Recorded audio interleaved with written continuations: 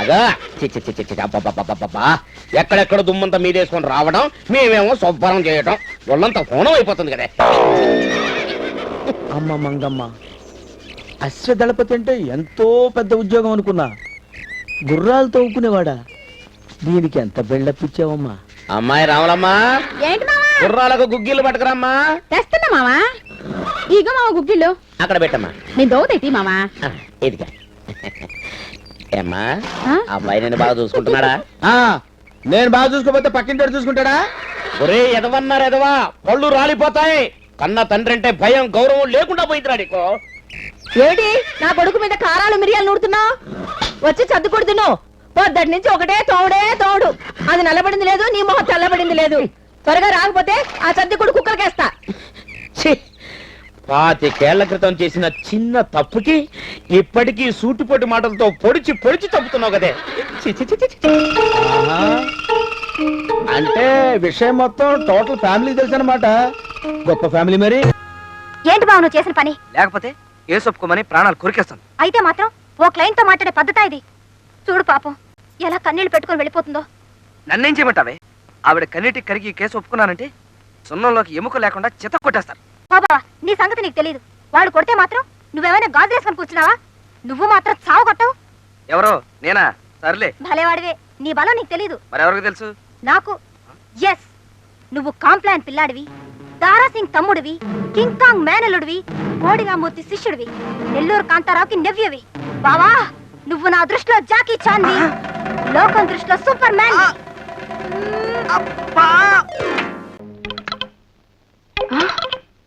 ఎన్ని రోజులైంది నువ్వు భోంచేసి? నీకెందుకు వచ్చిందా డౌట్? అబ్బే ఎంగిలాకుల మీద కుక్క పడినట్టు పళ్ళే నాకుతుంటేను. నీకు నీచోపమానాలంటే ఇష్టమా? దరిద్ర పోలికి పోల్చావు. నీచోపమానాల కంటే జీడిపప్పు ఉపమా ఇష్టం. నా సంగతి సరే గాని నీ సంగతి చెప్పు. చెప్పడానికే ఉంది. మా అమ్మ పేరు సక్కు బాయ్, మా నాన్న పేరు బాబు బాయ్, నాదసలు బొంబాయ్, నేను అసలు కౌ బాయ్, నేను వాడే సోపు లైఫ్ బాయ్.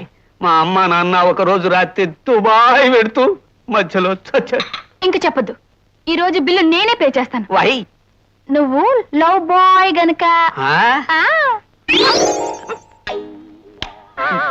పెట్టి తీసేవేంటి? సారీ, ఏమనుకో.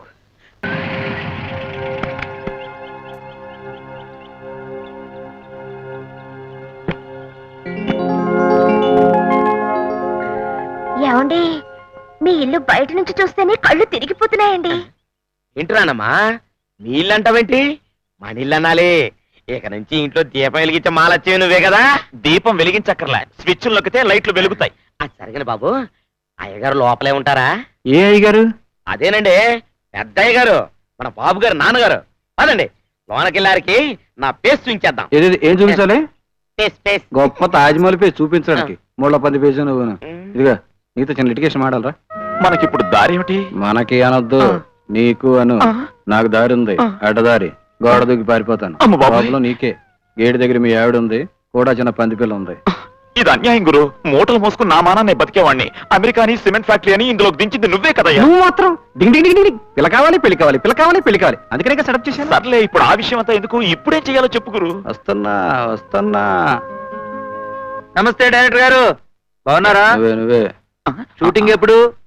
ఫైనాన్సర్ ఓకే అన్నాడా? ఫైనాన్స్ అంతా ఓకే, కాకపోతే ఇంకా డైరెక్టర్ ఓకే కాలేదు.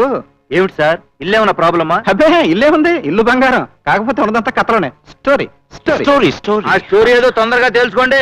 మీరు మొదలెట్టే టైంకి ఇల్లు ఖాళీగా ఉంటుందో ఉండదో బోల్డ్ మంది అడుగుతున్నారు. నన్ను ఎదిరిస్తున్నావురా? అవసరం అయితే ఆ దేవుణ్ణి కూడా ఎదిరిస్తాను.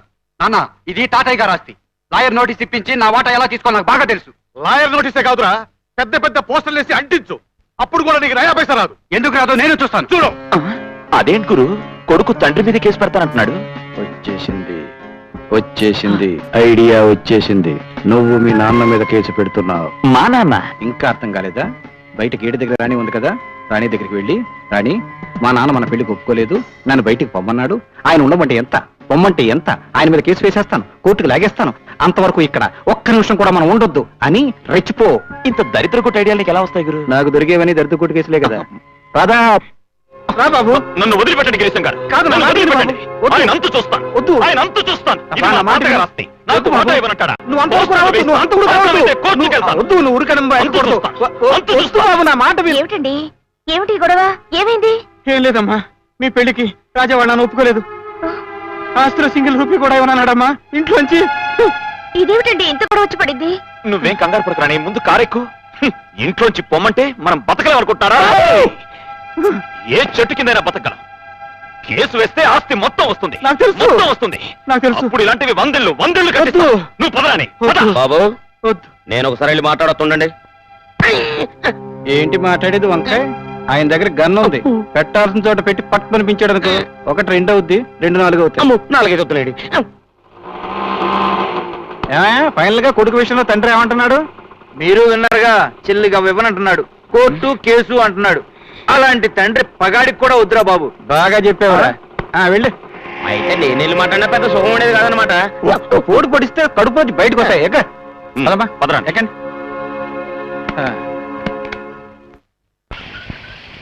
ఏమండే, అబ్బాయి గారు అమ్మాయి గారు ఈ ఇంట్లోనే దిగబోతున్నారా? వాళ్ళకం చూస్తుంటే ఇదేదో హోటల్ లాగుందే. లాగుందేంటి? హోటలే. ఆ? దిగి టిఫిన్ తిని తర్వాత బయలుదేరా. అదేం కుదరదు. అబ్బాయి గారు అమ్మాయి గారు మంచి ఇంట్లో దిగేంత వరకు నేను పచ్చి మంచినీళ్ళు కూడా ముట్టను, ఈ బండిలోంచి కూడా కాలు తీసుకుందా పెట్టను. ఆహా, నువ్వు కాళ్ళు చేతులు ఒళ్ళని టాక్సీలో పెట్టుకో, మేము వెళ్ళి శుభ్రంగా తినేసి వస్తాం. పదరాని. సరే. పోతే పోనీ పోరా. ఆగండి ఆగండి ఆగండి సార్. ఎందుకు? నమస్కారం పంతులు గారు. అయితే ఏంటి? ఇక్కడ పాతాళ బేతాళం అని ఓ చేతపడి చేసే మాతృకురాలు ఉండాలి. ఎక్కడుంటుంది? తొక్కారు పేడ. ఈ డౌన్కి వెళ్ళి రైట్ కోసి లెఫ్ట్ కి వెళ్తే దారిలే. థ్యాంక్స్ అండి. కానీ లేదు, పోయింది. పోయిందా? ఏమైంది సార్? ఎవడికో బొడ్లో గాలి దాని మీద చేతపడి చేశాడంట. దాంతో చేతులు కాళ్ళు గిలగిలా కొట్టుకుంటూ పోయింది. అవును సార్, మిమ్మల్ని ఎక్కడ చూసినట్టుందే. ఎక్కడ ఉంది నాయన? ఇది వరకు ఎప్పుడు గుళ్ళో, ఇప్పుడు ఎక్కడ పడితే అక్కడ ఊళ్ళో. అంతా అమీర్ ఖాన్ గాడు, అబ్దుల్లా కాలేజీ లెక్చరర్ గాడు, నా నెత్తి మీద బాల్ పెన్ తో రాసిన దరిద్రం. అబ్దుల్లా కాలేజ్ లెక్చరరా? అంటే కొంపదీసి వాడు నా విలన్ అమీర్ ఖాన్ గారు కాదు కదా? అబ్బా, వాడు అమీర్ ఖాన్ కాదండి, ఆ. శుద్ధ హిందూ. హిందువా? ఆ వాడు మా గుడికొచ్చి భయంకరంగా మంత్రాలు చదివి 8 రూపీస్ కొబ్బరికాయ కొట్టడు ఈ ఫేస్ తో చూసా. కాదని పంచాయతీలో నాకు దెబ్బ కొట్టాడు. ఆ దెబ్బతో పంచ ఊడి నన్ను రోడ్డును పడ్డా. అంటే బళ్ళో నాకు గుళ్ళో నీకు విలన్ గాడు ఒక్కడేనన్నమాట. అదే మరి. ఇలాంటి వాడు నా పక్కనుంటే వాడికి ఫుల్లుగా ఉప్మా పెట్టి నిమ్మకాయ పిండేస్తా. అలాంటి విలన్ ప్లాన్స్ నా దగ్గర అక్కడ ఉన్నాయి. శకుని పేసే. ఈ రాత్రికే వీడితో వాడి సంగతి తేలుస్తా. చేతులు కలుపు. చేతులు కలపంటే చక్కలకి పెడతా ఉంటాయా? చేతులు కలపడం అంటే ఇది. ఓ ఇదే. అదే. అదే